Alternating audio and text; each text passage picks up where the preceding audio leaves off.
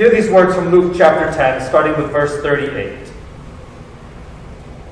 As Jesus and his disciples were on their way, he came to a village where a woman named Martha opened her home to him. She had a sister called Mary who sat at the Lord's feet listening to what he said. But Martha was distracted by all the preparations that had to be made. She came to him and asked, "Lord, don't you care that my sister has left me to do all the work by myself? Tell her to help me." "Martha, Martha," the Lord answered, "you are worried and distracted about many things, but few things are needed. Indeed, only one. Mary has chosen what is better, and it will not be taken away from her."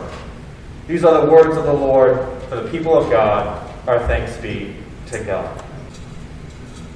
In the story of Mary and Martha and Jesus teaches us to tend to the right things at the right time. Mary and Martha is a story all about priorities. Or maybe we could say misplaced priorities.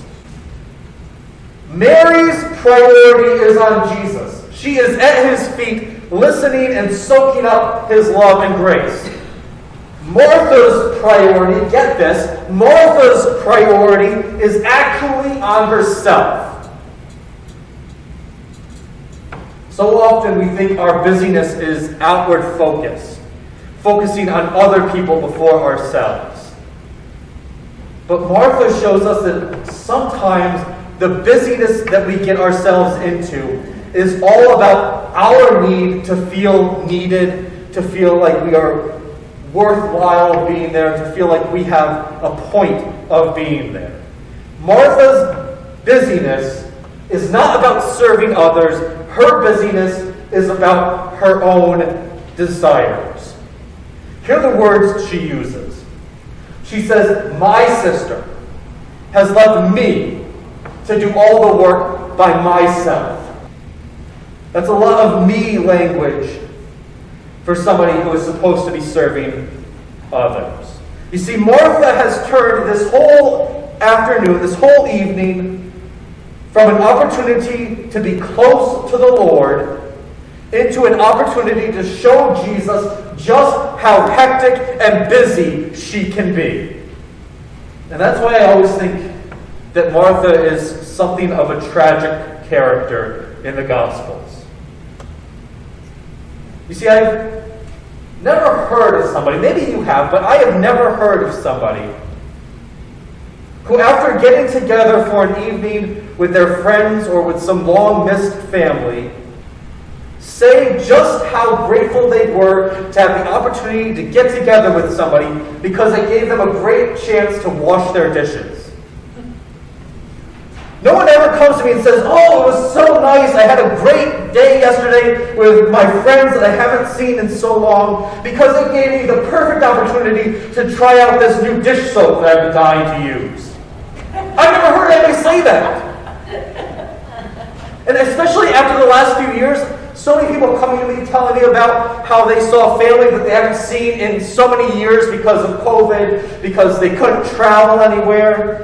People meeting members of their family for the first time, and nobody says how excited they were to be so busy and distracted they couldn't spend time with the people they love. No, the memories we hold on to are the relationship memories.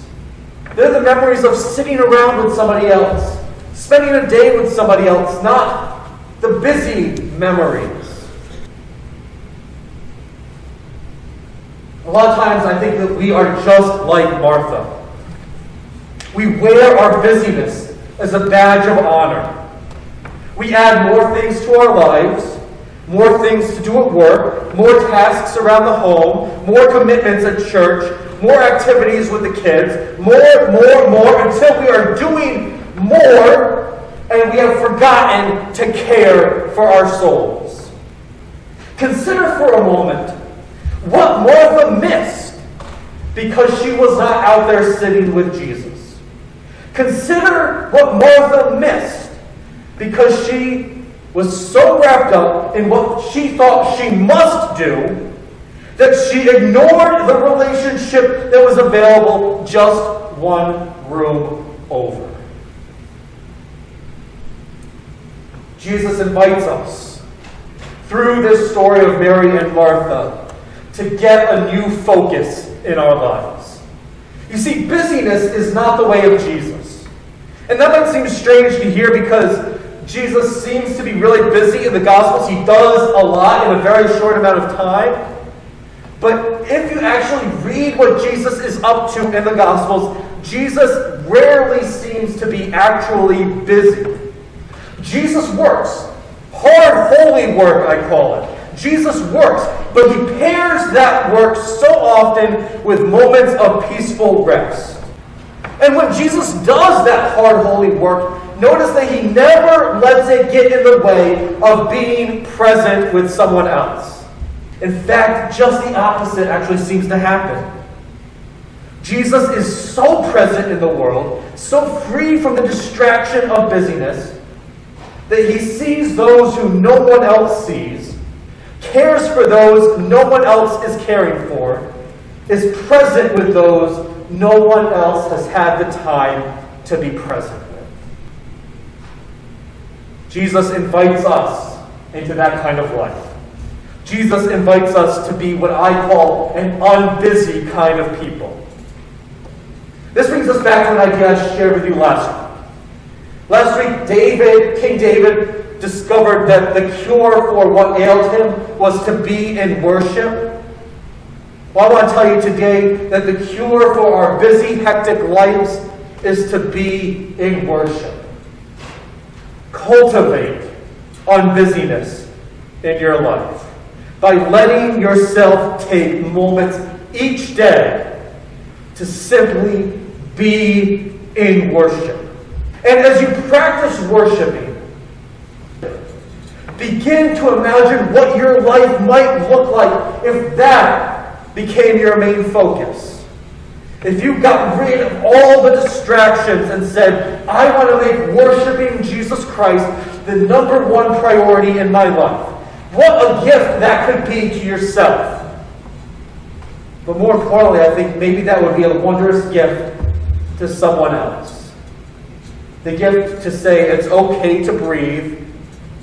It's okay to slow down. It's okay to be unbusy. And it's okay to simply worship.